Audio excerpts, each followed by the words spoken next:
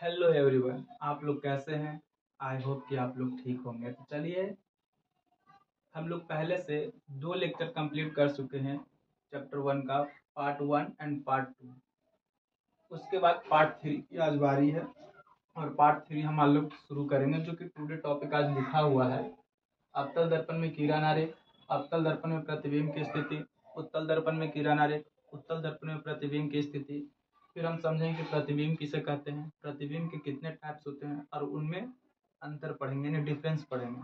ठीक है, तो चलिए आज की क्लास को शुरुआत करते हैं। तो हम लोग पढ़ रहे हैं फिजिक्स चैप्टर 1। ठीक है, आज का टॉपिक पहला नंबर का है कि अवतल दर्पण में किरण आरेख।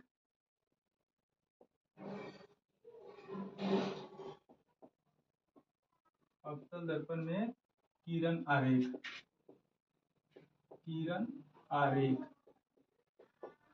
तो किरण आरेख हम समझेंगे। किरण आरेख जब हम कंप्लीट कर लेंगे तभी समझ में आएगा कि अवतल दर्पण में प्रतिबिंब की स्थिति कैसे है और कैसे इसको हम पूरा कंप्लीट करेंगे।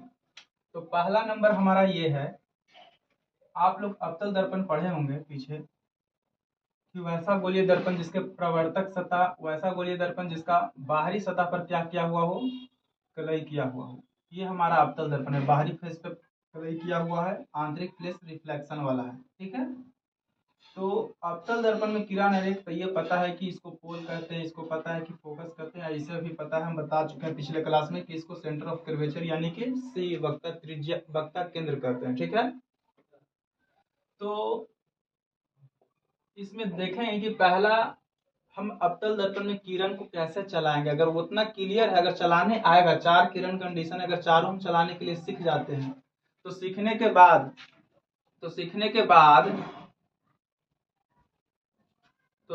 बाद हम लोग देखेंगे कि किस तरीके से हम लोग अवतल दर्पण में प्रतिबिंब की स्थिति को समझेंगे। तो देखते हैं, सबसे पहला ये है, ये हमारा मुख अक्ष होता है। ये हमारा क्या होता है? मुख अक्ष होता है। तो मुख अक्ष के समानांतर किरण, मुख अक्ष के समानांतर किरण दर्पण से प्रवर्तन के बाद, मुख अक्ष के समानांतर किरण दर्पण से प्रवर्तन के बाद जिस बिंदु से होकर गुजरता है ना, उसी को हम क्या कहते हैं? फोकस कहते हैं। तो पीछे हम पढ़ा चुके थे, लेकिन इसको हम याद करने का तरीका क्या है? सीधे चलाएंगे, एफ से जाएंगे। क्या पहला है? सीधे चलाएंगे, एफ से जाएंगे। तो ये पहला नियम है अवतल दर्पण में किरण आरेख का, कि सीधे चलाएंगे, एफ से जाएंगे। सेकंड नंबर हमारा क्या है? उसी प्रकार सेकंड नंबर हो जाएगा इस तरीके से, पी एफ सी। इसमें क्या होगा सेकंड नंबर? कि एफ से जाएंगे, सीधे हो जाएंगे, एफ से जाएंगे, सीधे हो जाएंगे। अगर ये कंप्लीट इतना आपको समझ में आ रहा है किरण चलाने के लिए, पहला तो चलाएंगे ऐसे कि सीधे चलाएंगे, एफ से जाएंगे, एफ से जाएंगे, सीधे हो जाएंगे, इस तरीके से। थर्ड नंबर हमारा ये है, थर्ड नंबर हमारा ये है,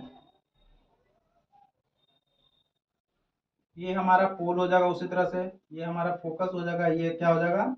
सी हो जाएगा। तो थर्ड नंबर हमारा ये नियम कहता है कि सी से जाएंगे, सी से जाएंगे और उसी से लौट जाएंगे। मतलब सी से जाएंगे, रिफ्लेक्ट होकर सी से ही किरण क्या हो जाएगा? वापस लौट जाएगा। सी से जाएंगे, सी ही से लौट जाएंगे। फोर्थ नंबर हमारा ये कहता है,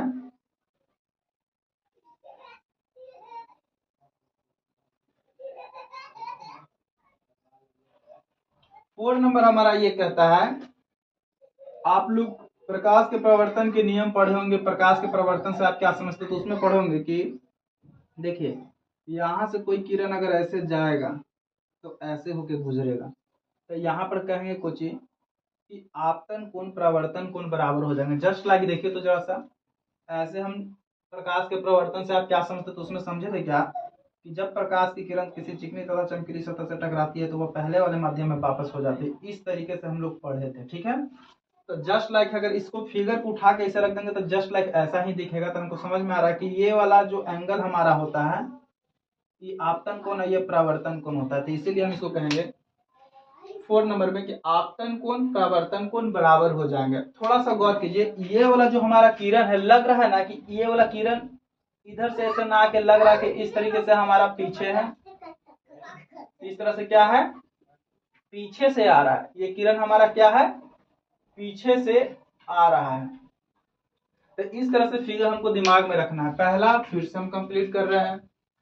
पहला सीधे चलाएंगे, एफ से जाएंगे, एफ से जाएंगे सीधे हो जाएंगे, सी से चलाएंगे उसी से लौट जाएंगे, एंड आपतन कोण प्रवर्तन कोण आपस में क्या हो जाएंगे, बराबर हो जाएंगे। ये अगर चलाने अगर आपको किरण आ जाता है तो बहुत आसान है प्रतिबिंब की स्थिति को समझना। ठीक है, फिर भी हम एक बार और साथ में क्लियर करें। सीधे चलाएंगे, एफ से जाएंगे, एफ से जाएंगे सीधे हो जाएंगे, सी से चलाएंगे उसी से लौट जाएंगे, सी से चलाएंगे उसी से लौट जाएंगे, मतलब सी से जाएंगे और सी ही से लौट जाएंगे। और ये 4 नंबर आपतन कोण प्रवर्तन कोण क्या हो जाएंगे, बराबर हो जाएंगे। तो आई होप कि आप लोग को इतना समझ में आया होगा। अब आप चलते हैं हम लोग अवतल दर्पण में प्रतिबिंब की स्थिति को समझते हैं कि अवतल दर्पण में प्रतिबिंब की स्थिति आखिर कैसे हम लोग करेंगे। तो कुछ बात है उसको पहले हमको समझना होगा। अवतल दर्पण में प्रतिबिंब की स्थिति,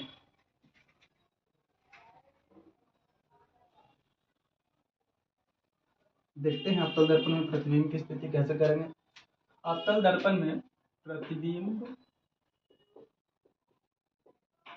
की स्थिति,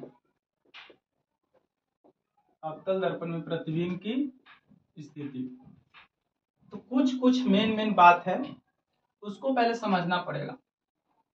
पहला हमको यह समझना पड़ेगा कि जब ऑब्जेक्ट को इन्फिनाइट पे रखेंगे, जब किसी वस्तु को अनंत पे रखेंगे, अनंत को थोड़ा हम बता दें कि अनंत को रिप्रेजेंट हम इस तरह से करेंगे।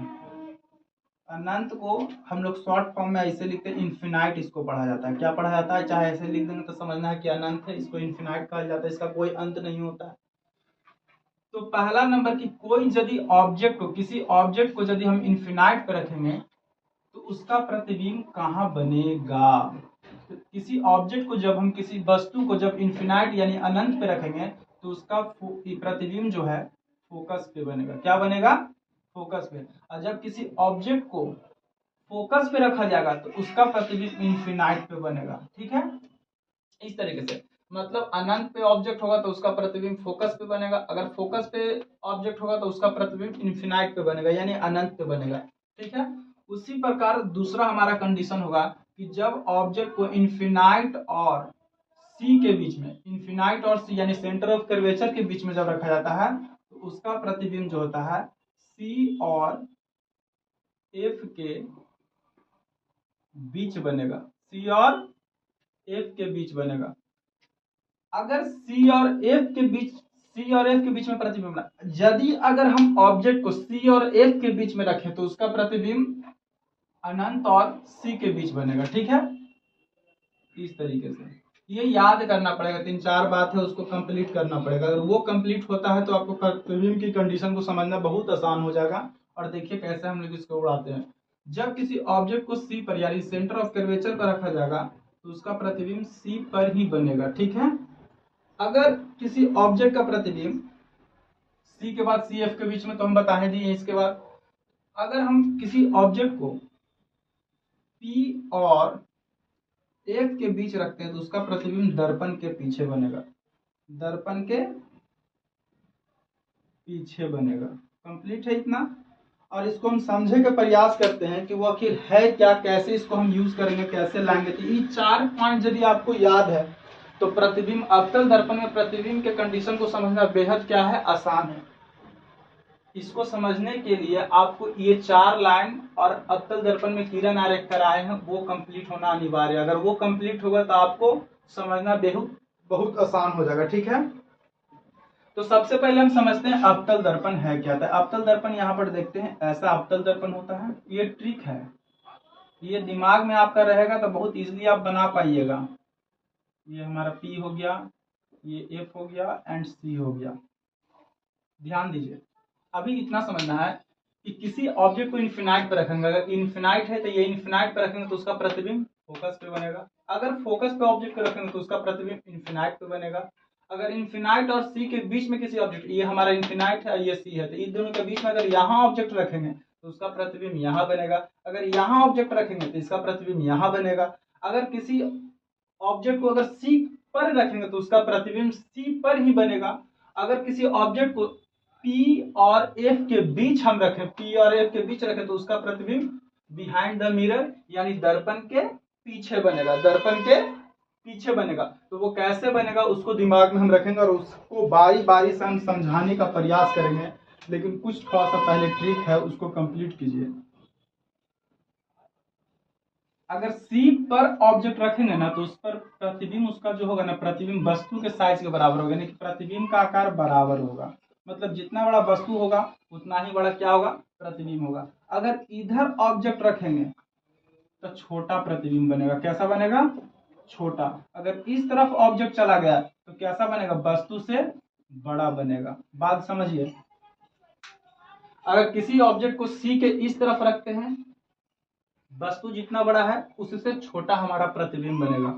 अगर सी पर किसी ऑब्जेक्ट को रखते हैं तो उसका प्रतिबिंब बराबर बनेगा। अगर सी के इस तरफ अगर हम किसी ऑब्जेक्ट को डाल देते हैं तो उसका प्रतिबिंब जो होगा वस्तु के तुलना में क्या होगा, बड़ा होगा। तो ये हमारा ट्रिक है। अगर इतना आप कंप्लीट करते हैं, इतना अगर कंप्लीट करते हैं,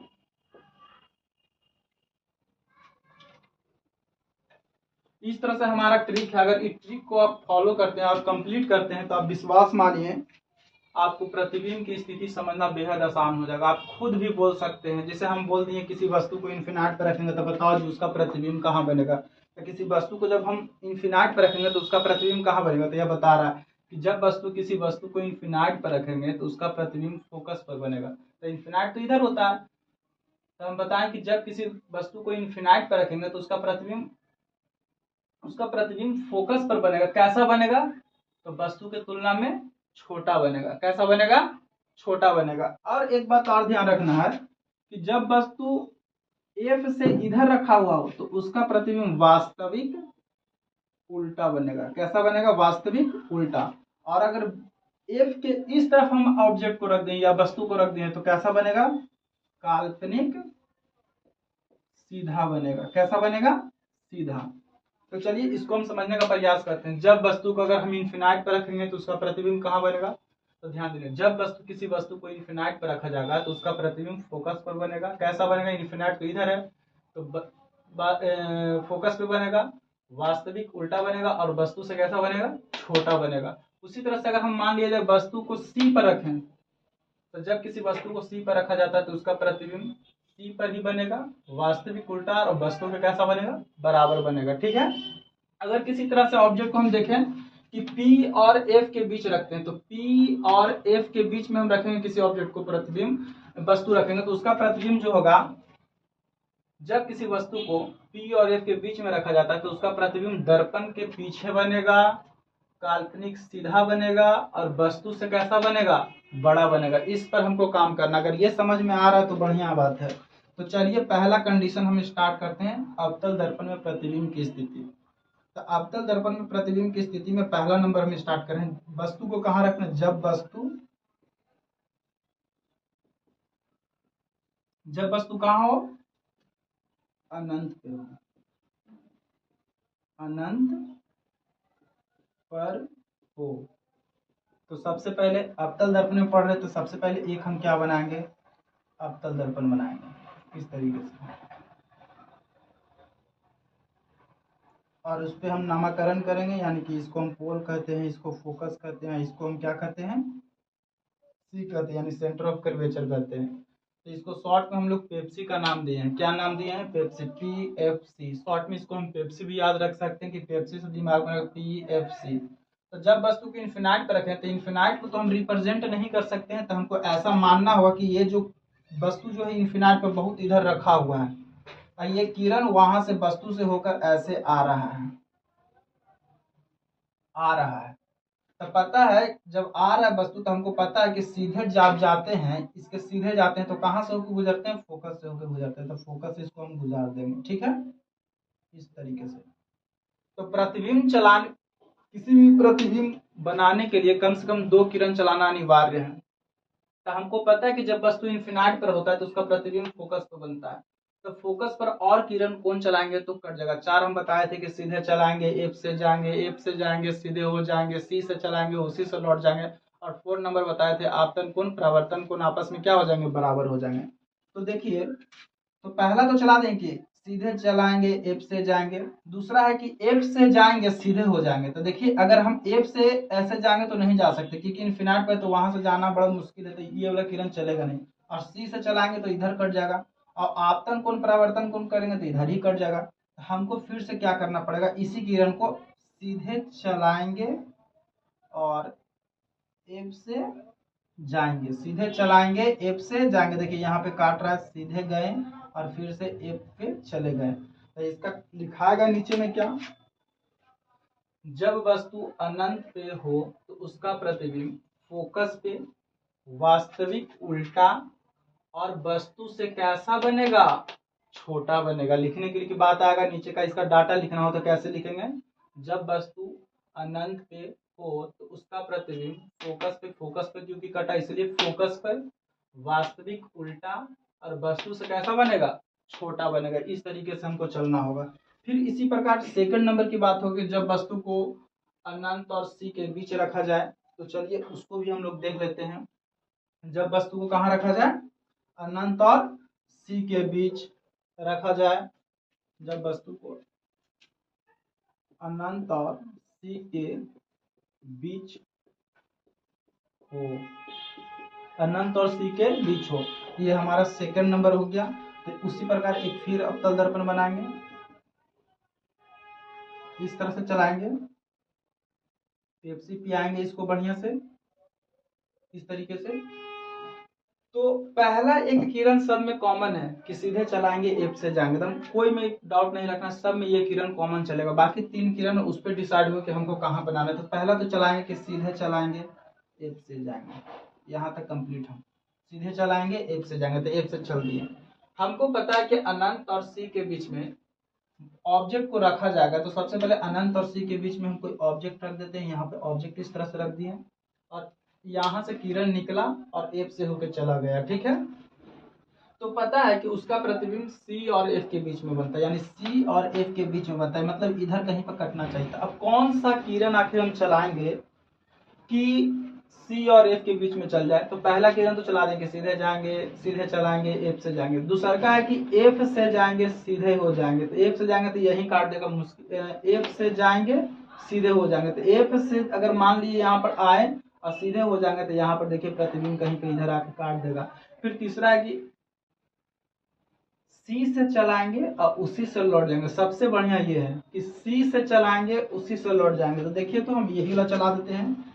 चौथा सोचेंगे कि आपतन कोण प्रवर्तन कोण, ये भी बना देगा।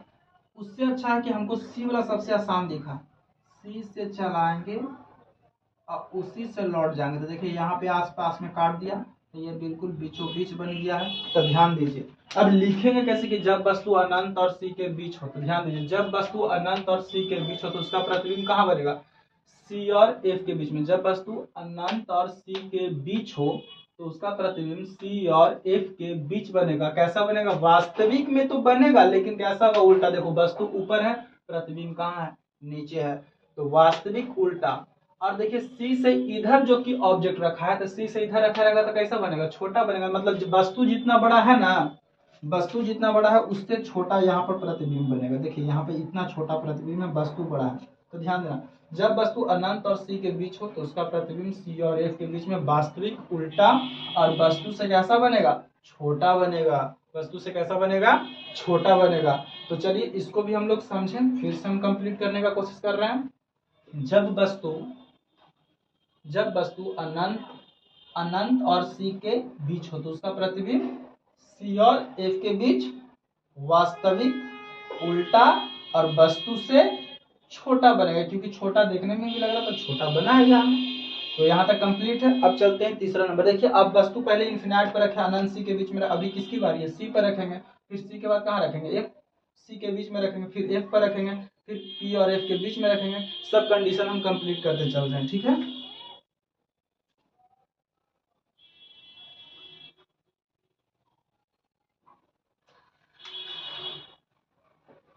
जब वस्तु सी पर हो, सी पर हो, जब वस्तु सी पर होगा तो उसका प्रतिबिंब कैसा बनेगा। अब एक बार में दो कर देंगे हम।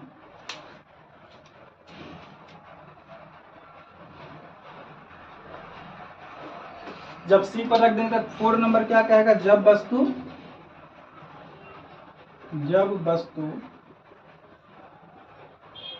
सी और एफ के बीच हो, सी और एफ के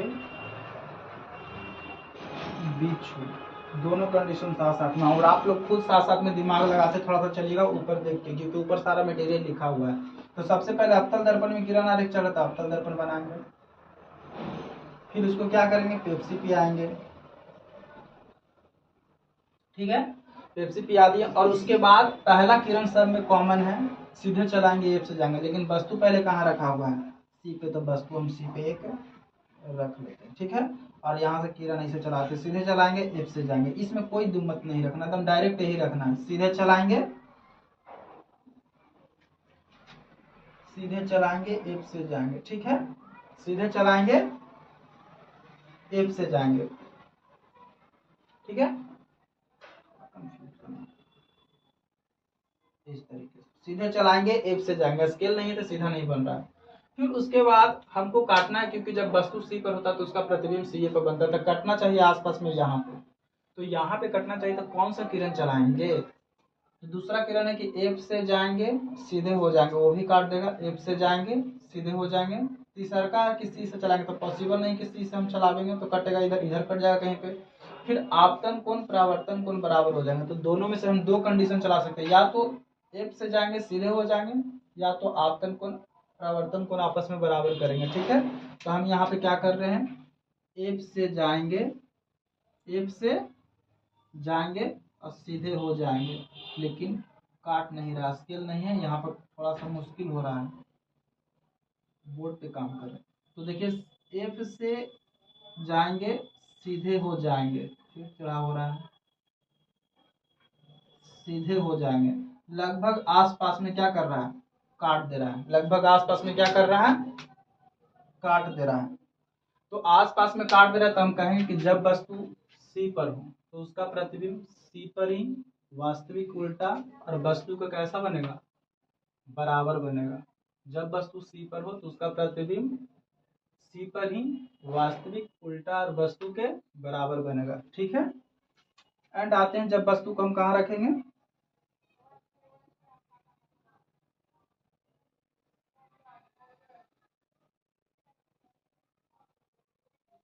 जब वस्तु को सी और एफ के बीच में रखते हैं, तो सी और एफ के बीच में हम रख देते हैं वस्तु को, ठीक है। सीधे चलाएंगे एफ से जाएंगे, पहला लाइन तो कॉमन है। और हमको सोचना है कि जब वस्तु सी और एफ के बीच में रखा जाता है तो उसका प्रतिबिंब कहाँ बनता है, तो देखेंगे जब वस्तु सी और एफ के बीच हो तो उसका प्रतिबिंब अनंत और सी के बीच में बनता है। मतलब अनंत और सी के बीच में कहने का मतलब क्या है, इस तरीके से अनंत और सी के बीच में बनता है, तो हमको पता है कि इधर कहीं पर कटेगा, ठीक है, इधर कहीं पे कटना चाहिए। तो कौन सा किरण चलाएंगे कि इधर कटेगा, तो देखिए एफ से जाएंगे सीधे हो जाएंगे, एफ से जाएंगे सीधे हो जाएंगे तो भी कट जाएगा, थोड़ा सा हल्का इधर कट रहा है, यहाँ पे कट जाएगा। फिर या तो आपतन कोण परावर्तन कोण आपस में बराबर हो जाएंगे, ऐसे करेंगे तो आपतन कोण, तो दो किरण हम चला सकते हैं, या तो एफ से जाके सीधे हो जाना है, या तो आपतन कोण परावर्तन कोण आपस में बराबर कर देना है। तो दोनों में से कोई कंडीशन आप कर सकते हैं, तो हम देखिए जो भी सुटेबल होगा उसको हम कर देते हैं। तो देखिए एफ से जा रहे हैं, एफ से गए और यहाँ से सीधे हो जा रहे हैं, तो सीधे हो जा रहे हैं तो लगभग सी के आसपास में काट दे रहा है, जो कि गलत है, पिक्चर मेजर करके बनाना पड़ेगा। थोड़ा सा लाइन को हम ऐसे कर देते हैं इस तरीके से, और अब करते हैं थोड़ा सा हल्का इधर आ गया, तो देखिए इस तरीके से।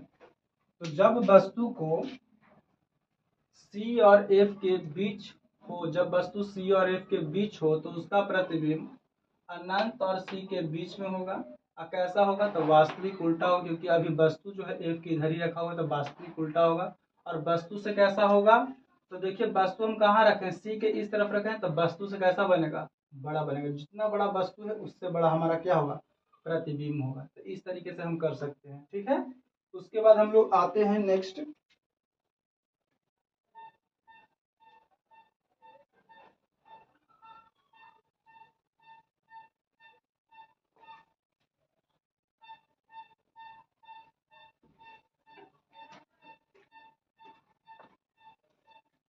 अब रखेंगे सी के तो पास हो गए, अब सी के पास हो गए तो हम क्या रखेंगे, जैसे देख लीजिए 5 नंबर।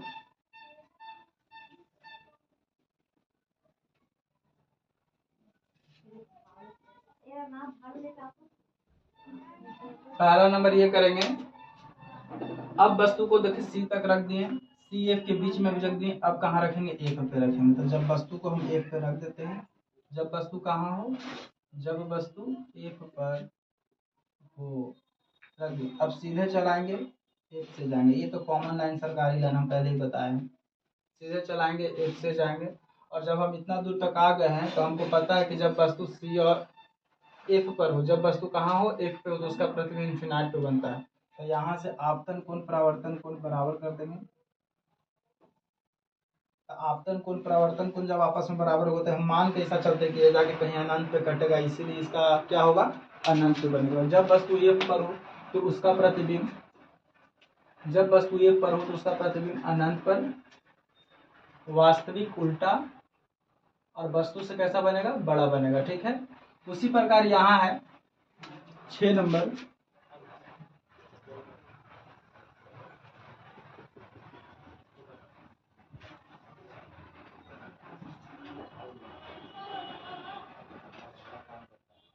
ठीक है, तो अवर वस्तु कहाँ रखेंगे, एफ पे तो रख दिए थे, उसके बाद पी और एफ के बीच में रख, यहाँ पर लिख देंगे जब वस्तु पी और एफ के बीच हो, बीच हो, तो यहाँ पे हम कहीं रख देते हैं बीच में, और सीधे चलाएंगे एफ से जाएंगे, ये तो कॉमन लाइन है हम बतेवे किए हैं। और 4 लाइन होता है कि आपतन कोण परावर्तन कोण आपस में क्या हो जाएंगे, बराबर हो जाएंगे, क्या हो जाएंगे, बराबर हो जाएंगे। तो ये लाइन लग रहा है ना कि हल्का इधर से ऐसे ऐसे आ रहा है, और ये भी लाइन लग रहा है कि ऐसे ऐसे आ रहा है, यहाँ पर कहीं पर काटेगा तो यहाँ पे ऐसे काट रहा है।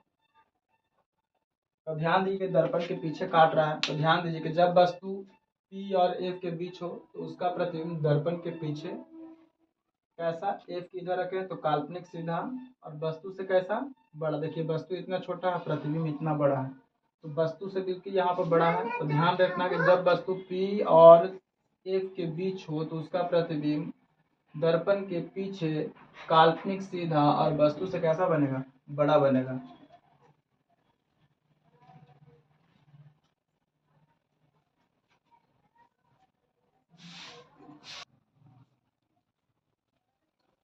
तो चलिए यहाँ तक हमने कंप्लीट कर दिया, और इसको आप चाहे तो देखिएगा, और बहुत आसान है, बस इतना आपको क्लियर रखना है। हम ये तो सारा इसी करवाए हैं कि आपको बना के दिखाएं कि किस तरह से बनता है।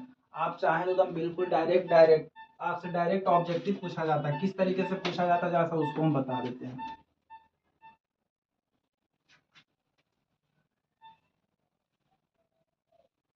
पूछा ऐसे जाता है कि जब वस्तु को अनंत और सी के बीच में रखेंगे तो उसका प्रतिबिंब कहाँ बनेगा और कैसा बनेगा। तो बोलेंगे जब वस्तु अनंत और सी के बीच हो तो उसका प्रतिबिंब सी और एफ के बीच में, वास्तविक उल्टा, और इधर जो कि वस्तु रखा है तो वस्तु से कैसा हो जाएगा, छोटा हो जाएगा।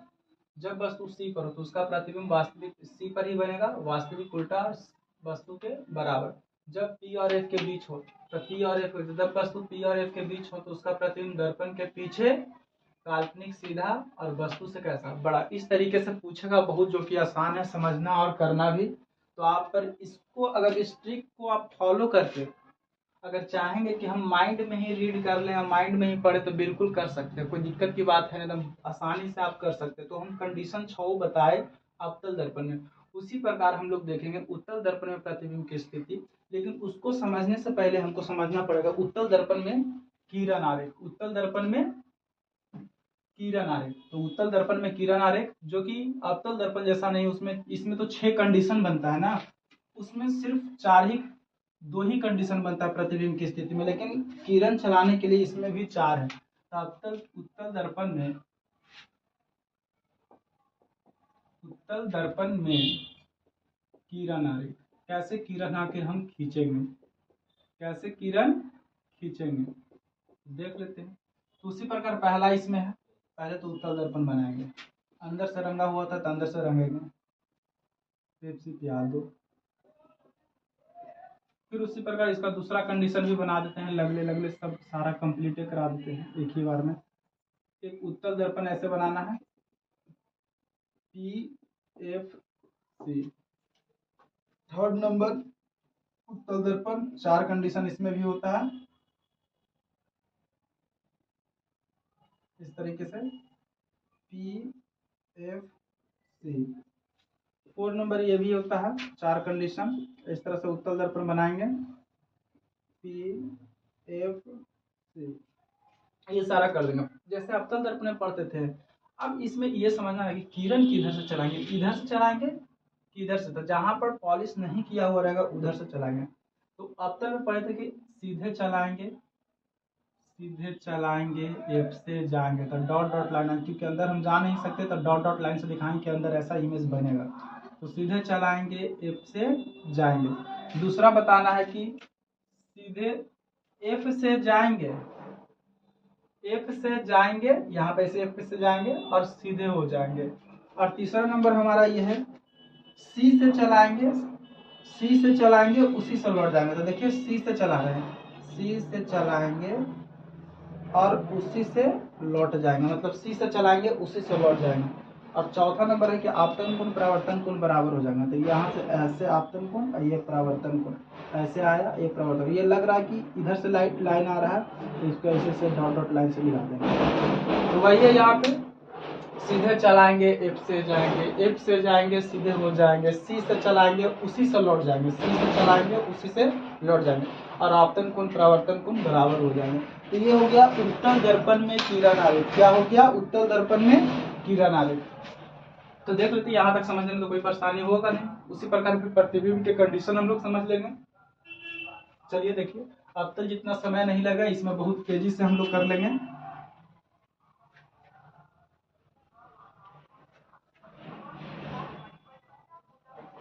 चलिए,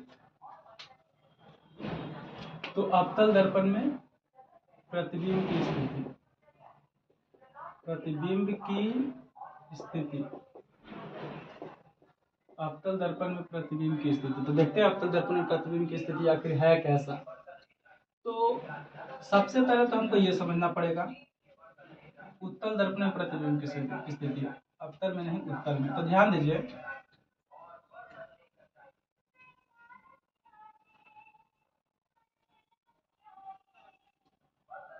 अंदर की ओर रंगा हुआ होता है तो अंदर की ओर रंग देना,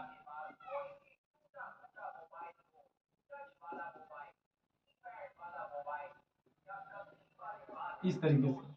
अब बताइए इसमें वस्तु कहाँ रखेंगे, इस तरफ रखेंगे या इस तरफ। तो हम बता दें कि वस्तु को उस तरफ रखा जाता है जहां से लाइट का रिफ्लेक्शन होता हो, परावर्तन होता हो। रंगा हुआ रहेगा तो इधर लाइट आएगा कैसे, तो इधर से लाइट। तो इसका कंडीशन ये बनेगा कि एक इन्फिनाइट पर रखेंगे और दूसरा का इन्फिनाइट यानी अनंत पर रखेंगे, और दूसरा का अनंत और पी के बीच में रखेंगे। बीच में इधर कुछ है नहीं लिखा हो, तो 2 ही कंडीशन बनता है। दोनों कंडीशन को हम लोग देख लेते हैं। तो ध्यान दीजिए, पहले से पता है आपको कि जब वस्तु इन्फिनाइट पर हो तो उसका प्रतिबिंब कहाँ बनेगा, एफ पे बनेगा। कहाँ बनेगा? एफ पे बनेगा। और इसके पी और एफ के बीच हो, पी और अनंत के बीच हो, उत्तल दर्पण के लिए बता रहे हैं, पी और अनंत के बीच हो तो उसका प्रतिबिंब दर्पण के पीछे, बनेगा। दर्पण के कहाँ बनेगा? पीछे। तो दोनों को कंडीशन को हम देख लेते। तो पहला हम वस्तु रख रहे हैं यहाँ पे, जब वस्तु अनंत पे हो, अनंत पर हो। पहला क्वेश्चन, जब वस्तु कहाँ हो? अनंत पर। तो अनंत पर का कहाँ बनता है? फोकस। तो पहला किरण आरेख सब में कॉमन है, सीधे चलाएंगे बिल्कुल, और एफ से जाएंगे तो एफ से मिला देंगे। और जिस तरह से अवतल में चलाए थे, सीधे चलाएंगे एफ से जाएंगे, तो वही इसमें भी करना था। फिर से नीचे से चला देंगे, सीधे चलाएंगे और एफ से जाएंगे। इस तरह से दिखा देना है कि सीधे गए हैं एफ से हो गए। तो देखिए ये दोनों एक दूसरे को यहाँ काटा है। ये फोकस बताइए, इसको लिखेंगे सर। जब वस्तु अनंत पर हो, जब वस्तु उत्तल दर्पण में अनंत पे हो, तो उसका प्रतिबिंब दर्पण के पीछे फोकस पर बनेगा और वस्तु से छोटा बनेगा। वस्तु से छोटा बनेगा, या बहुत छोटा भी बोल सकते हैं, वस्तु से छोटा बनेगा। इसी प्रकार हम सेकंड नंबर करते हैं। जब वस्तु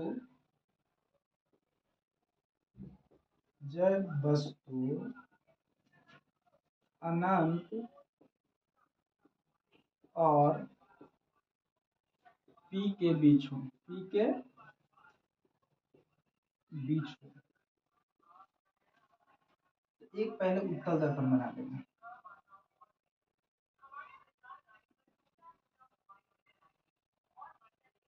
इसको पेप्सी क्या दो,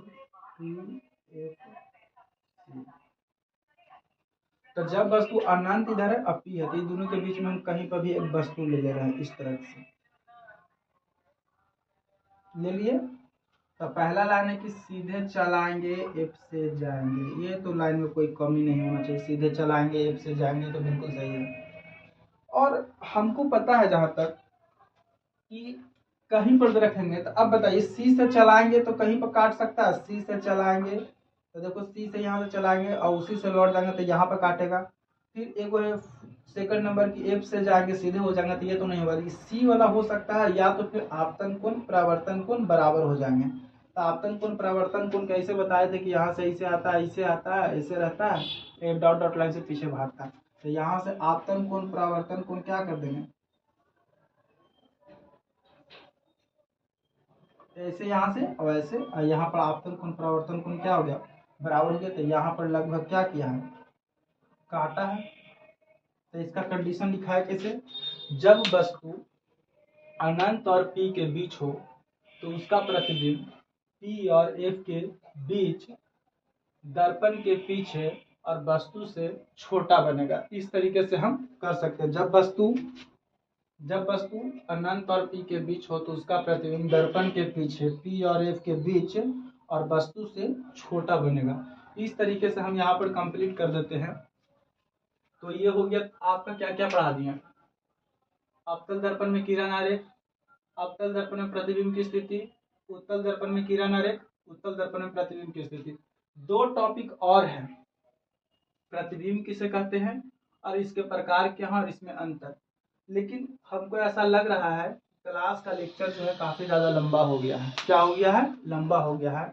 तो हम चाहते हैं कि यहीं तक इसको स्टॉप कर दे, ज्यादा लंबा वीडियो ड्यूरेशन नहीं करना चाहते हैं। तो यहीं तक इसको क्या कर रहे हैं, कंप्लीट कर दे रहे हैं। और 4 ही टॉपिक बाकी, इसके अगले क्लास में हम इसको कंप्लीट करा देंगे। आई होप कि आप लोग को समझ में आया होगा। ऐसे तो कंप्लीट हम करवा ही दिए हैं, तो देखिए और समझिए और समझे का प्रयास कीजिए। हम कंप्लीट करा दिए हैं। तो फिर मिलते हैं नेक्स्ट वीडियो में, तब तक के लिए जय हिंद।